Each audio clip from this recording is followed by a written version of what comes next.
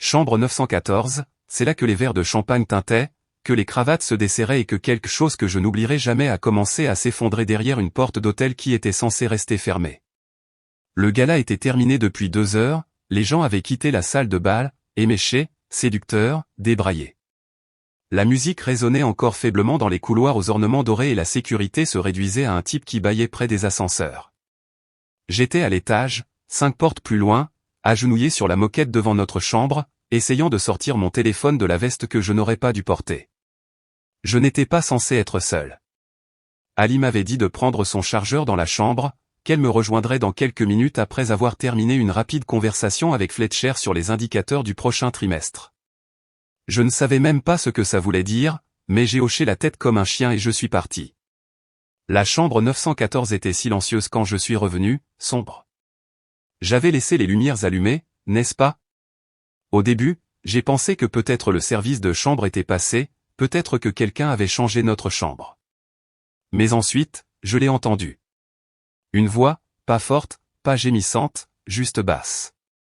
La voix d'un homme, assuré, sans hâte. Et son rire. Son rire. Je reconnaîtrais ce son même si le monde devenait silencieux. Ce n'était pas le rire qu'elle me réservait au petit déjeuner, c'était cette version d'elle que je n'avais pas vue depuis des mois, peut-être des années, brisant les murs que j'avais rafistolés avec du déni et du vin bon marché. Je n'ai pas frappé, je n'ai pas fait irruption, j'ai juste écouté. 30 secondes, c'est tout ce que je me suis accordé. 30 secondes pour rester là, le cœur battant dans mes oreilles, la bouche sèche, sachant que quelque chose d'irréversible se déroulait à 1,5 mètre de moi. Sa voix flottait à travers la fente sous la porte, séductrice, sans excuse. Elle semblait vivante. Et moi, j'étais pétrifié. Puis, des pas, plus proches, rapides. J'ai paniqué et j'ai reculé, me cachant dans le couloir près de la machine à glaçons. La porte s'est ouverte. Ali est sorti dans le couloir, les cheveux en désordre, le téléphone à la main, ajustant sa robe comme si elle venait de se changer. Elle ne m'a pas vu tout de suite, pas avant que je ne sorte et que je dise son nom. Tout son corps a sursauté comme si elle avait vu un fantôme. Elle a laissé tomber son téléphone. Ellis, je pensais que tu étais encore en bas, ces mots trébuchèrent. Je n'ai pas posé de questions, je l'ai juste regardée. Et elle a fait la seule chose à laquelle je ne m'attendais pas. Elle s'est approchée de moi, les larmes déjà aux yeux, les lèvres bougeant en silence. Elle s'est approchée comme si j'étais quelque chose dont elle se souvenait soudainement qu'elle voulait. Et je me suis penché en avant, assez près pour qu'elle seule m'entende. Pas après ça. Sa main s'est figée en l'air. Je n'ai pas attendu d'excuses, je ne voulais pas d'explications déguisées en regret. Je me suis éloigné, descendant les escaliers, sortant de l'hôtel, sortant de n'importe quel sortilège sous lequel j'avais été pendant trop longtemps. Et je ne sais toujours pas si elle est restée dans ce couloir, en pleurant, ou si elle est retournée à l'intérieur et a fermé la porte derrière elle. Tout ce que je sais, c'est que la chambre 914 est restée silencieuse derrière moi, mais tout en moi hurlait. Je ne suis pas rentré chez moi, je n'ai même pas pensé à rentrer chez moi. J'ai simplement erré dans le hall de l'hôtel comme un fantôme, incertain de la direction que prenaient mes pieds. La pièce était remplie de rires, de tintements de verre et de gens trop absorbés par leur propre importance pour remarquer un homme en train de s'effondrer à la vue de tous. D'une certaine manière, c'était réconfortant. Je me suis tenu près du bar, j'ai commandé une eau gazeuse avec du citron vert pour ne pas avoir l'air complètement déplacé et j'ai regardé le sol en marbre en essayant d'empêcher mes mains de trembler. Les gens passaient, hochaient la tête, souriaient. Un type du département de Ali, je crois qu'il s'appelait Mika, m'a donné une tape dans le dos et a dit quelque chose comme « une participation incroyable ce soir, hein ». J'ai hoché la tête, je ne pouvais même pas former de mots. J'entendais encore sa voix depuis ce couloir, je sentais encore son parfum mélangé à l'eau de Cologne de quelqu'un d'autre, et ça me brûlait la gorge. Je ne voulais pas imaginer ce qui s'était passé derrière cette porte, mais mon esprit faisait déjà le travail, comblant les vides, ajoutant des ombres, reconstruisant une scène que je n'étais pas censé voir. Mais je l'avais vue. J'en avais assez entendu. Je me suis assis dans l'un des fauteuils surdimensionnés près de la cheminée, du genre destiné à la pause plutôt qu'au confort, et j'ai essayé de respirer normalement. Une femme avec un badge nominatif, Kelly, opération, s'est laissée tomber à côté de moi, a enlevé ses talons et a commencé à parler de la fatigue que représentaient ces événements. J'ai hoché la tête comme si j'écoutais. Elle a mentionné quelque chose à propos du bar ouvert et de quelqu'un qui s'embrassait dans un placard à fourniture. J'ai souri, ou du moins je crois l'avoir fait. Mon corps continuait de bouger, continuait de faire semblant d'être humain, mais ma tête était à 1 kilomètre au-dessus de la pièce, flottant quelque part entre la fureur et l'humiliation. J'ai regardé mon alliance. Elle semblait soudainement étrange, lourde, comme si elle appartenait à quelqu'un d'autre. J'ai essayé de la tourner pour l'enlever, mais mes doigts avaient enflé à cause de la chaleur de la pièce, ou peut-être à cause du choc. Elle ne bougeait pas. Puis je l'ai revue. Ali était redescendue, seule. Elle balayait la pièce du regard comme si elle essayait de me localiser de l'autre côté d'un champ de bataille. Quand ses yeux se sont posés sur moi, je m'attendais à ce qu'elle hésite, qu'elle se dérobe. Mais non. Elle a marché droit vers moi avec cette expression qu'elle utilisait toujours quand elle voulait faire comme si de rien n'était, calme, assurée, comme si elle ne venait pas de faire exploser tout ce que nous étions. « Élise, dit-elle doucement en m'atteignant, pouvons-nous parler ?» Je ne me suis pas levé, je n'ai pas bougé. Je l'ai juste regardé avec ce que j'imaginais être les yeux les plus vides que j'ai jamais eus. « Je crois que nous l'avons déjà fait, dis-je. » Elle s'accroupit à côté du fauteuil, baissant la voix comme si nous n'étions qu'un autre couple à une fête, pas deux personnes au bord d'un précipice qui s'effondrait. « Ce n'est pas ce que ça semblait être, dit-elle. Et j'ai failli rire. Je ne l'ai pas fait, mais presque. Je me suis penché un peu plus près, comme si je lui confiais un secret. « Dis-moi, Ali, à quoi ça ressemblait ? » Parce que de là où j'étais, ça ressemblait à ce que tu l'as amené dans notre chambre. Elle tressaillit, juste légèrement, mais je l'ai vue. Elle baissa les yeux, se mordit la lèvre. Je ne réfléchissais pas clairement, j'avais trop bu, tu m'as suivi à l'étage. Tu m'as suivi à l'étage ? Répétai-je, les mots sortant plus aigus que je ne le voulais. Tu as juste pris l'ascenseur jusqu'à notre étage, jusqu'à notre chambre ? Elle ne répondit pas, resta juste là, se serrant les bras comme si elle avait froid. Elle ne ressemblait en rien à la femme qui s'endormait sur ma poitrine, murmurant des histoires sur l'avenir. Elle avait l'air petite, désorientée, coupable, peut-être. Ou peut-être juste piégée. « S'il te plaît, ne fais pas ça ici, » murmura-t-elle en regardant les gens à proximité. « Bien sûr, » dis-je en me levant. Parce que ce serait embarrassant si quelqu'un la prenait. Elle tendit à nouveau la main, ses doigts effleurant mon poignet, ce petit geste habituel qui signifiait autrefois tout. Je me suis écarté. « Je te l'ai déjà dit, Ali, » dis-je. Pas après ça. Et je suis passé devant elle, cette fois non pas vers la sortie, mais vers l'ascenseur. Pas de retour à la chambre 914, juste ailleurs, n'importe où ailleurs. Je ne savais pas ce que je ferais ensuite, je ne savais pas où je dormirais, je ne savais pas comment le dire à mes parents ou ce que je dirais à sa sœur, qui disait toujours que nous étions des « objectifs de relation ». Mais je savais une chose, quoi que ce fût, ce n'était plus nous. Et je crois qu'elle a finalement réalisé ça aussi alors que je disparaissais dans l'ascenseur et la laissais derrière moi dans la salle de bal qui était maintenant trop lumineuse, trop bruyante et pleine de gens qui n'avaient aucune idée de ce qui venait de mourir sur ce sol. J'ai fini dans la chambre 910, non pas parce qu'elle était à moi, non pas parce que quelqu'un m'avait invité, mais parce que la porte était entr'ouverte juste assez pour entendre de la musique étouffée, des rires et quelqu'un dire « il ne reviendra probablement pas de toute façon ». C'était une de ces fêtes impromptues qui se forment toujours lors de ces événements d'entreprise, du personnel subalterne avec les cravates desserrées, les talons à la main, entassés autour d'un minibar et faisant semblant que rien de tout cela n'avait d'importance. Je suis entré comme si j'y avais ma place, j'ai pris un soda sur la table sans demander et je me suis assis dans le coin où la lumière n'arrivait pas tout à fait. Personne ne m'a demandé qui j'étais, ils étaient trop occupés à parler d'objectifs de vente et d'un moment embarrassant de karaoké plus tôt. Mais j'ai gardé une oreille attentive, non pas pour les ragots, mais pour sa voix.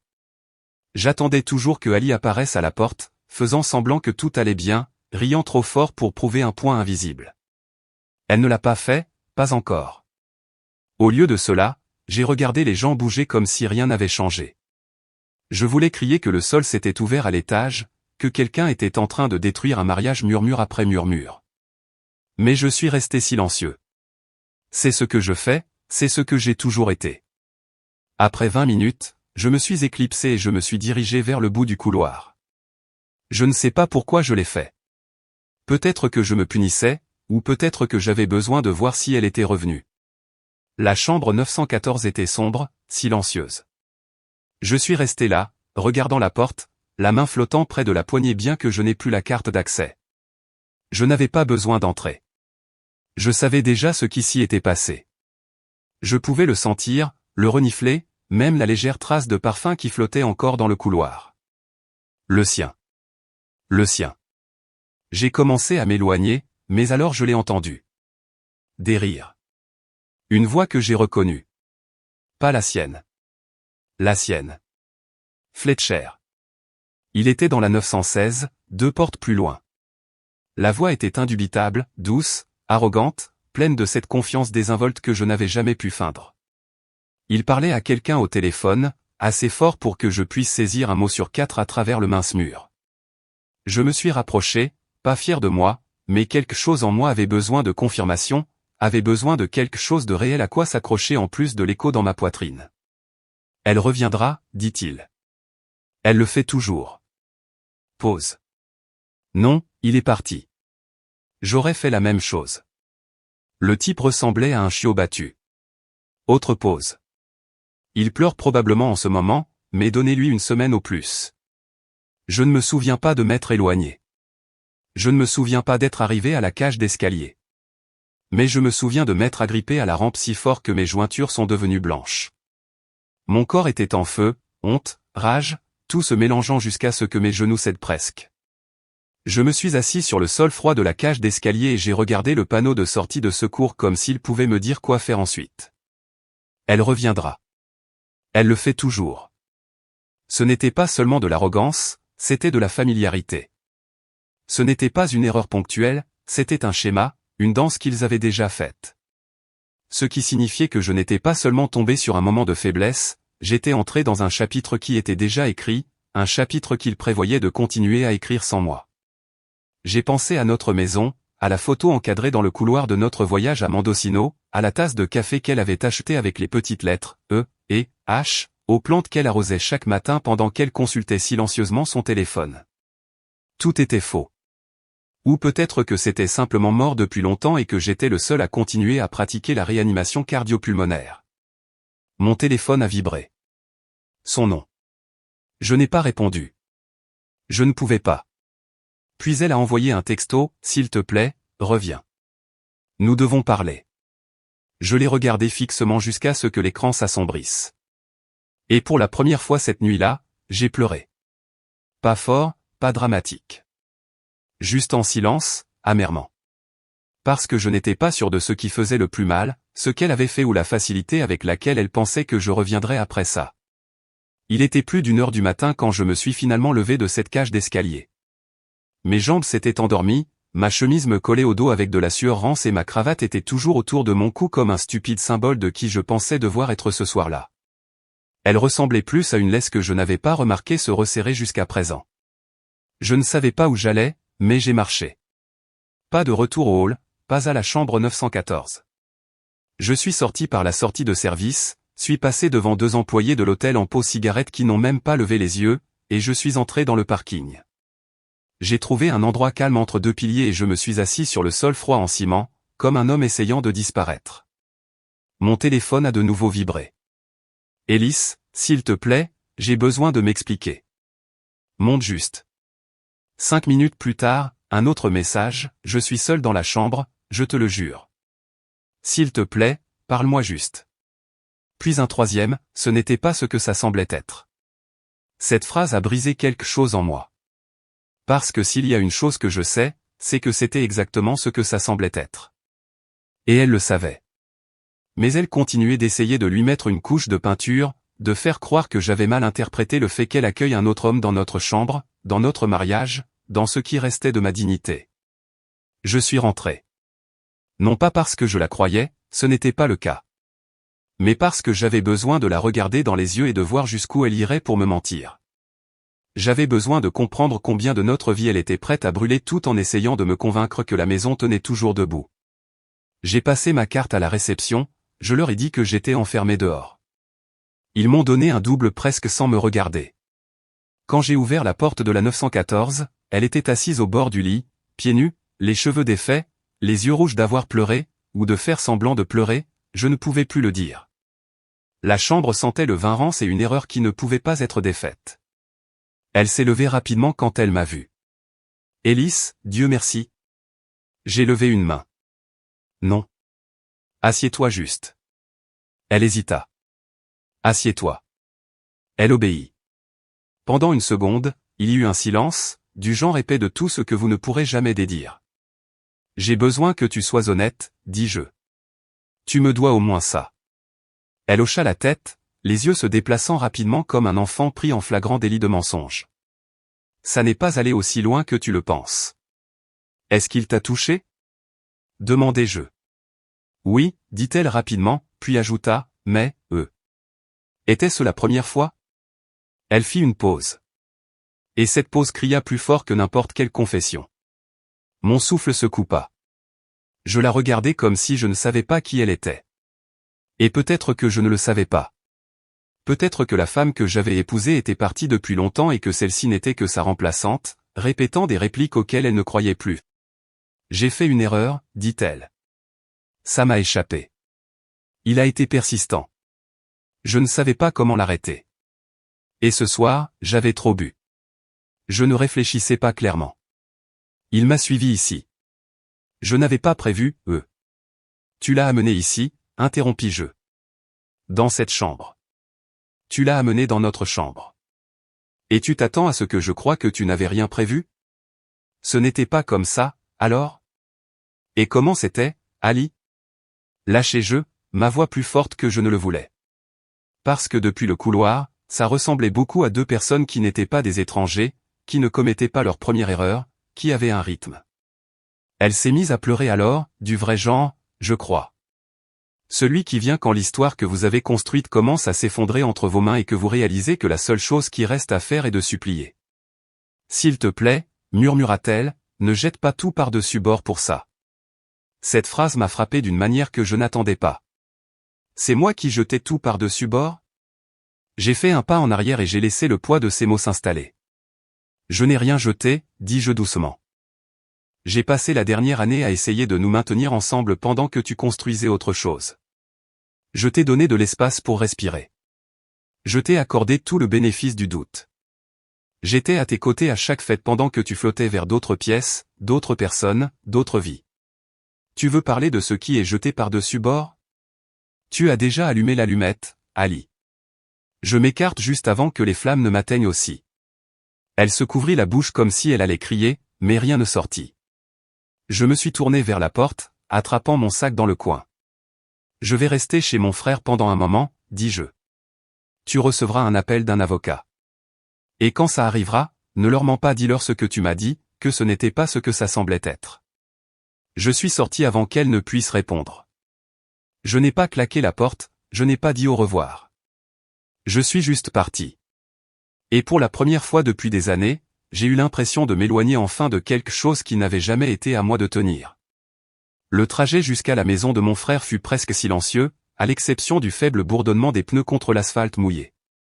Il avait commencé à bruiner quand j'avais atteint l'autoroute, et le son de la pluie sur le pare-brise ressemblait plus à une berceuse pour la partie morte de moi que je n'avais pas encore tout à fait enterrée. Je ne pleurais pas, je ne criais pas, je n'étais rien. Je conduisais juste, regardant les feux arrière devant moi comme s'ils pouvaient me mener quelque part qui ne ressemblait pas à un échec. Grande vie à 35 minutes de la ville, dans une modeste maison à 2 niveaux avec sa femme et leur fils de 2 ans. C'est le genre de personne qui n'a pas besoin de grand-chose pour être heureux, un jardin, un réfrigérateur plein de restes et un fauteuil inclinable qui sent en permanence le pop-corn et les lingettes pour bébé. Il ouvrit la porte en sweatshirt élimé, les yeux embués et confus, tenant une cuillère comme s'il pensait que j'étais un cambrioleur. Élise, il est presque 2 heures du matin, mec. Tu vas bien? Je secouai la tête, et quelque chose dans ce petit mouvement fit trembler mes lèvres. Elle m'a trompé, réussis-je à dire. Il ne posa pas de questions. Il me fit simplement entrer, ferma la porte et me servit un verre sans même regarder en arrière. Cette nuit-là, je dormis à peine sur le canapé, blotti sous une couverture qui sentait encore son chien, écoutant le crépitement du babyphone depuis l'autre pièce. Je regardais le plafond et j'essayais de me souvenir de ce que j'avais ressenti lors de notre premier baiser. Non pas parce qu'il me manquait, mais parce que je ne pouvais plus le sentir. Je ne pouvais plus rien ressentir la concernant sans que l'amertume ne s'infiltre par les bords. Le matin, j'avais 9 textos non lus de Ali et 2 appels manqués. Je ne les ai pas ouverts. J'ai tout transféré dans un dossier séparé intitulé « Juridique » et j'ai désactivé les notifications. Plus tard dans la journée, alors que la femme de Grant emmenait le bébé chez sa mère, je lui ai finalement tout raconté. Je n'ai pas édulcoré les choses. Je lui ai parlé de Fletcher, de la chambre d'hôtel, des mensonges, de l'appel téléphonique que j'avais entendu 2 portes plus loin. Il n'a pas dit grand-chose au début, il a juste écouté avec cette intensité calme que seuls les frères aînés semblent maîtriser. Quand j'ai eu fini, il s'est levé, a attrapé la télécommande et a coupé le son du match qu'il avait fait semblant de regarder. « Tu dois comprendre quelque chose, dit-il. Ce n'était pas une erreur, ce n'était pas un accident dû à l'alcool. C'était un choix, répété, délibéré. Et toute partie de toi qui veut encore réparer ça, tu dois la tuer maintenant. » J'ai hoché la tête, mais ces mots ne m'ont frappé que bien plus tard. Parce qu'une partie de moi, la partie stupide et brisée, se demandait encore si j'aurais pu faire plus. Si je l'avais mieux aimé, si je l'avais plus complimenté, si j'avais été plus aventureux au lit. Avais-je rendu trop facile pour quelqu'un comme Fletcher de trouver les failles? Ce soir-là, j'ai reçu un email. Objet, tu ne connais pas toute l'histoire. Il provenait d'une femme nommée Kira, pas de nom de famille, juste un long paragraphe qui commençait par « Je ne sais pas si tu te souviens de moi, nous nous sommes rencontrés une fois au bal d'hiver de l'année dernière. Je suis dans la même équipe que Ali. » Je n'allais rien dire, mais je ne peux plus voir cela se produire et rester silencieuse. J'ai lu chaque mot de cet email comme si c'était une preuve dans un procès auquel je n'avais pas demandé à participer. Kira continuait en décrivant comment Fletcher et Ali avaient flirté avant même qu'elle ne rejoigne l'entreprise, comment ils avaient quitté des conférences ensemble, comment tout le monde l'avait remarqué, en plaisantant même dans leur dos. Mais personne ne l'avait jamais confrontée parce que, et cette partie m'est restée, elle semblait toujours s'en tirer. Je me suis adossé à ma chaise et j'ai laissé cette phrase s'installer dans mon estomac comme de l'acide. S'en tirer? Avais-je permis cela? Avais-je passé des années à lui construire une piste de décollage avec mon silence et mon soutien pour qu'elle puisse s'envoler dans les bras de quelqu'un d'autre? J'ai répondu à Kira une seule fois, merci de m'avoir dit la vérité. J'aurais aimé qu'elle arrive plus tôt. Et je le pensais sincèrement. Plus tard dans la soirée, Grant et moi nous sommes assis dans le jardin avec des bières à la main, regardant le soleil s'éteindre derrière les arbres. Il m'a demandé ce que j'allais faire ensuite. Je n'ai pas répondu tout de suite. Finalement, j'ai dit, je crois que je dois commencer par me souvenir de qui j'étais avant elle. Et même dire cela à voix haute a eu l'impression que quelque chose en moi avait enfin changé. Parce que peut-être que j'avais été tellement absorbé par le sauvetage du mariage, par le fait de prouver que j'étais suffisant, que j'avais oublié que je l'étais déjà. Avant qu'elle n'apprenne à transformer ma patience en arme. Mais je savais aussi autre chose, Ali n'avait pas terminé. Elle reviendrait. Elle raconterait sa propre version. Elle essaierait de se réécrire dans l'histoire. Et je n'avais aucune idée jusqu'où elle était prête à aller pour effacer ce qui s'était réellement passé. 3 jours passèrent sans un mot de ma part, mais Ali ne s'arrêta pas. Elle changea de tactique. Le ton de ses textos changea, passant de désespéré à mesuré, puis de suppliant à serein, et soudain, comme si on l'avait coaché, ses messages ressemblaient davantage à un script, propre, contrôlé, aseptisé. Elle voulait se rencontrer, juste pour parler, disait-elle. Elle voulait comprendre comment je me sentais, disait qu'elle n'était pas prête à renoncer à nous. Ce dernier point me fit presque éclater de rire. Renoncer? Comme si elle m'appartenait encore, comme si elle ne l'avait pas déjà cédé dans une chambre d'hôtel qui puait la trahison. Puis, jeudi, j'ai reçu un appel de ma mère. Rien d'inhabituel, mais dès que j'ai répondu, j'ai su que quelque chose n'allait pas. Sa voix était tendue, nerveuse. Elle a tourné autour du pot pendant 1 minute entière avant de finalement dire « J'ai vu Ali aujourd'hui au marché. » Je me suis figé. Quoi? Elle est venue me voir, Ellis. Elle a dit qu'elle essayait de respecter ton espace, mais qu'elle était inquiète.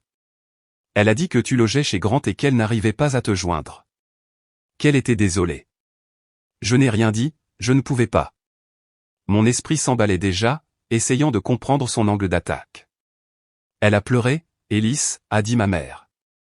Elle a dit que c'était un malentendu, qu'elle avait besoin d'une chance de s'expliquer. Je lui ai dit que ce n'était pas ma place, mais, eh bien, elle avait l'air vraiment anéantie. J'ai dégluti difficilement. Elle ne pleurait pas quand elle a ouvert cette porte d'hôtel. Il y eut une longue pause au bout du fil. Puis ma mère a murmuré, c'est vrai? Oui. J'ai pu sentir le vent tourner de l'autre côté, son souffle s'est coupé. Ma mère a toujours aimé Ali, l'a défendue, l'a traitée comme une seconde fille. À tel point que je crois que, d'une manière tordue, Ali comptait là-dessus, savait comment transformer en arme l'image qu'elle avait mis des années à façonner. Elle ne m'avait pas seulement trahi moi, elle avait trahi toute l'illusion. Plus tard dans l'après-midi, j'ai découvert qu'elle avait aussi envoyé un texto à la femme de Grant, Rowan. Elle lui a dit qu'on l'avait piégé lors de l'événement, a affirmé que Fletcher avait manipulé la situation, que j'étais entré pendant une conversation animée et que j'avais fait des suppositions. Elle a même dit qu'elle avait essayé de mettre fin aux choses ce soir-là, qu'elle n'avait pas voulu que ça aille aussi loin. Elle réécrivait l'histoire, et elle ne la racontait pas seulement à des inconnus, elle la semait dans les oreilles des gens proches de moi, remodelant les bords, se peignant comme confuse, le cœur brisé, voire loyale, si vous pouvez le croire. Comme si je l'avais abandonnée pour quelque chose de mineur. Mais je n'étais pas surpris. Ali a toujours eu une façon de détourner le blâme sans élever la voix. Elle ne ment jamais directement, elle tord juste la vérité jusqu'à ce qu'elle s'effondre. Et ce qui m'a le plus effrayé, c'est que ça marchait. Les gens écoutaient, les gens hochaient la tête. Ce soir-là, j'ai décidé de la rencontrer. Non pas parce que j'avais besoin de tourner la page, mais parce que j'avais besoin de voir quelle version d'elle-même elle amenait sur scène maintenant. Nous nous sommes rencontrés dans un lieu neutre, un petit parc public près de la rivière, au crépuscule, presque personne autour. Elle portait une veste en jean par-dessus une robe que je n'avais jamais vue auparavant, ce qui, d'une manière ou d'une autre, m'a offensé. Quelle est-tu l'énergie de faire du shopping, de choisir quelque chose de nouveau à porter pour ça, comme si c'était un rendez-vous. Elle s'est approchée comme si nous étions encore quelque chose, comme si j'étais juste de mauvaise humeur et que tout ce qu'il faudrait, ce seraient les bons mots pour démêler le gâchis. Merci d'être venu, dit-elle doucement. Je n'ai rien dit. Elle avait l'air fatiguée, les yeux gonflés, mais il y avait quelque chose de calculé en dessous, comme si elle avait répété cette conversation dans le miroir 100 fois. Je sais que les choses ont l'air mauvaises, commença-t-elle, mais tu es entré au pire moment possible. Je ne réfléchissais pas clairement, j'avais bu, je ne voulais pas te blesser. J'ai finalement parlé. Alors pourquoi dis-tu à tout le monde que tu as été piégé, qu'il t'a manipulé, que j'ai imaginé des choses? Son visage vacilla, juste légèrement. Elle cligna des yeux. Je ne voulais pas le dire comme ça, j'essayais d'expliquer ma version. Non, interrompis-je. Tu essaies de maintenir en vie la version de toi que tout le monde aime encore. Mais cette version n'existe plus. Elle fit un pas en avant. Ellis, s'il te plaît, nous avons traversé pire. Non, dis-je à nouveau. Nous avons traversé des moments difficiles. Pas la trahison. Pas ça. Je pouvais le voir alors, sa frustration perçant à travers la douceur. La culpabilité avait disparu. Elle avait de nouveau changé. Tu n'as pas à tout faire exploser pour une erreur, dit-elle, sa voix s'aiguisant. Les gens survivent à pire. Tu n'essaies même pas. C'est là que j'ai ri. Non pas parce que c'était drôle, mais parce que tout était si douloureusement, stupidement familier. Le gaslighting, la réécriture, la tentative de présenter ma réaction comme le problème plutôt que ses actions. J'ai essayé, dis-je. Pendant des années, j'ai essayé. Quand tu as arrêté de me regarder au dîner, j'ai essayé. Quand tu as commencé à verrouiller ton téléphone et à dormir au bord le plus éloigné du lit, j'ai essayé. Quand tu m'as fait me sentir comme un colocataire, et que je suis quand même resté, parce que je croyais que tu en valais la peine, que nous en valions la peine. Je pris une profonde inspiration. Mais maintenant, je sais mieux. Elle n'a pas pleuré, elle n'a pas crié. Elle est juste restée là, abasourdie, les bras ballant le long du corps, pendant que je lui tournais le dos et m'éloignais. Cette fois, pour de bon. Elle ne m'a pas suivi. Et je n'ai pas regardé en arrière. Parce que certaines histoires ne méritent pas de suite. C'était presque comique à quel point ma vie est devenue silencieuse après cette conversation dans le parc. Pas paisible, loin de là, mais étrangement immobile, comme si le monde retenait son souffle, attendant de voir ce que je ferais ensuite. Ali n'a pas pris contact pendant 2 jours entiers après mon départ. Pas de texto, pas d'appel, pas même une citation passive-agressive postée sur sa story. Pour quelqu'un qui m'envoyait autrefois un message depuis le couloir si je mettais trop de temps au supermarché, le silence était assourdissant. Mais je la connaissais trop bien pour penser que c'était une reddition. C'était de la stratégie. Le calme avant son prochain mouvement. Et elle n'a pas déçu. Le 3e jour, elle a envoyé un email. Objet, s'il te plaît, lis-le. C'est important. Cette seule phrase m'a retourné l'estomac, parce que Ali n'envoyait jamais de mail. Si ce n'était pas dit ou envoyé par texto, ça n'arrivait pas. Donc je savais, avant même de l'ouvrir, que c'était sa dernière tentative, son ultime effort pour tordre l'histoire en quelque chose avec quoi elle pourrait vivre. Je l'ai ouvert. Ce n'était pas une confession, bien sûr que non. C'était un document, un résumé soigneusement élaboré et à plus de notre situation. Pas d'émotion, juste l'illusion de structure. Elle l'avait organisé comme un compte-rendu de projet, décrivant ce qui s'était passé, sa perception, ma réaction, puis, incroyablement, les prochaines étapes possibles. Sous « ce qui s'est passé », elle a écrit « un échange inapproprié mais bref a eu lieu entre moi et un collègue, que Ellis a mal interprété dans des circonstances émotionnellement intenses. » Sous « sa perception », elle a écrit « j'ai été soumise à un stress professionnel important et, malheureusement, j'ai permis que des limites floues se forment avec quelqu'un dont j'aurais dû maintenir une distance professionnelle. » Et sous « ma réaction », Ellis a pris la décision unilatérale de quitter notre espace partagé et de couper la communication sans une discussion complète de l'incident. Puis sont venues les prochaines étapes, des options comme s'il s'agissait d'une fusion d'entreprises, comme si nous pouvions simplement voter sur la direction que tout ce désastre devrait prendre, conseil conjugal, séparation temporaire avec plan de communication, médiation avec le soutien d'une famille de confiance. Je l'ai lu 3 fois, incapable de décider si j'étais plus insulté ou déconcerté. Il n'y avait aucune mention de remords, aucune reconnaissance brute, pas de « je t'ai brisé le cœur et j'ai détruit notre confiance et je ne mérite pas ton pardon ». Juste une dissimulation à la manière d'un PDF. Elle ne voulait pas nous réparer, elle voulait réparer l'optique, gérer les retombées comme si c'était une crise à son travail, un incident de ressources humaines qui devait être contenu et résolu avant l'examen du 3e trimestre. Et c'est là que j'ai réalisé, j'avais épousé une campagne de relations publiques. Je n'ai pas répondu, mais j'ai imprimé l'email et je l'ai remis à mon avocat. Parce que si elle traçait des lignes et du jargon juridique, je m'assurerais que la prochaine ligne serait la signature sur nos papiers de divorce. Plus tard dans la semaine, j'ai reçu un appel de sa sœur, Brenna, quelqu'un qui avait toujours été plus honnête avec moi que Ali ne l'avait jamais été. Elle avait l'air fatiguée, nerveuse. Elle a dit à maman que tu faisais une dépression nerveuse, a dit Brenna. Que tu avais tout imaginé, que tu pensais qu'elle te trompait mais que tu n'avais aucune preuve. Je n'ai même pas répondu, j'ai juste ri, ce rire tendu et amer qui a le goût du sang dans la bouche. Elle est en train de perdre les pédales, Ellis. Elle ne gère pas ça. Elle invente des choses, et j'avais juste besoin que tu saches que je ne la crois pas, merci, dis-je, et je le pensais. Mais j'ai aussi réalisé quelque chose d'effrayant à ce moment-là, Ali ne réécrivait pas seulement l'histoire pour son propre bien, elle construisait un bouclier, un récit qu'elle pouvait livrer à quiconque demandait. Parce que pour elle, la honte était toujours pire que la culpabilité. Si elle pouvait convaincre suffisamment de gens que j'étais instable, dramatique, que je réagissais de manière excessive, elle n'aurait pas apporté le poids de ce qu'elle avait fait. Et puis la lettre est arrivée. Une vraie, dans une enveloppe, livrée chez Grande par coursier. J'ai reconnu son écriture immédiatement. J'ai failli ne pas l'ouvrir. Je suis resté près de la boîte aux lettres pendant 5 minutes entières, débattant de savoir si je devais simplement y mettre le feu et m'en aller. Mais la curiosité, ou peut-être le besoin de tourner la page, l'a emporté. À l'intérieur se trouvaient 2 pages de gymnastique émotionnelle.